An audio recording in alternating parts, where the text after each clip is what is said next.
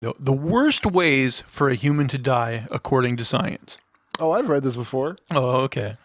Um, Number one, buried alive. Oh yeah. You might assume that this is one predicament you could get out of in much the same way that some men reckon they could beat a lion in a fight or win a game of tennis against Serena Williams.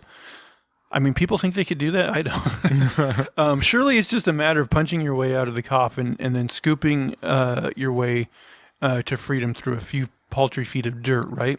Nope. While scientists disagree on how long you could survive if buried alive.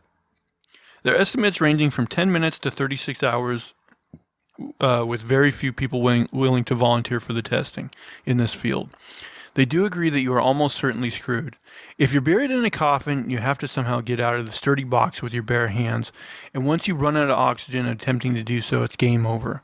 Then you'd have to somehow force your way up through several feet of earth when you're a puny little human with no real space to deposit anything you dig out, all while it's crushing you.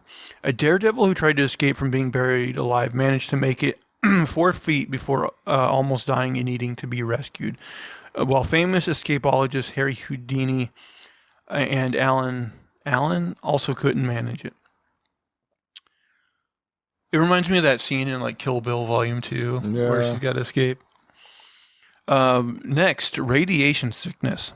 Unsurprisingly, dying of radiation sickness is absolutely awful, and there's plenty of scientific evidence to back it up. The victims of nuclear weapons and disasters are history's testament to the ways radiation can kill you. Whether it gets you quickly or slowly, it's an agonizing process. Radiation can kill you very slowly and painfully, and one of the most gruesome examples of this is the death of Hisashi Ouchi after an accident at a power plant in Japan. After a week of doctors trying to save his life, he was begging them to stop, and at one point his heart stopped 3 times, but was restarted after his family requested they keep trying to save him. In the end, it took him 83 days to die as he cried blood and his skin melted off. Jeez. Ultimately dying of multiple organ failure. Good Lord, that is a rough way to go. Next, pyroclastic flow.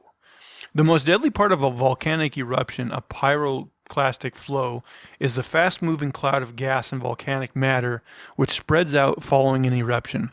The flow travels so quickly that you can't outrun it, and they destroy pretty much everything in their path as they are capable of reaching temperatures around 1,000 degrees Celsius. This is what smothered the Roman city of Pompeii and preserved the bodies there in whatever they happened to be doing at the time. While the heat would kill you quickly, your final moments would be absolutely awful as your skin would be instantly cooked, and there's even evidence of the heat from pyroclastic flows being so severe that it makes people's heads explode. Some of the skulls of victims near Pompeii were found to have shattered, and it's believed in their last moments the insides of their heads would have boiled before exploding. I mean, that obviously would suck, but at least it would be quick. Yeah, it'd be pretty instant. I would take that over radiation sickness and buried alive. Next, decompression. It's a good thing us humans live on the ground because we're not suited to live either really high up in the air or deep underwater, and pressure is a major part of that. We can explore the highest heights and darkest depths of our planet with pressurized vehicles where the internal cabin pressure is consistent and survivable, but if something goes wrong, it can spell doom for the occupants. On a plane, decompression can mean oxygen deprivation or people getting sucked out of the aircraft depending on how much damage has been caused. Deep below the sea, the pressure of all that water pushing down on you is dangerous.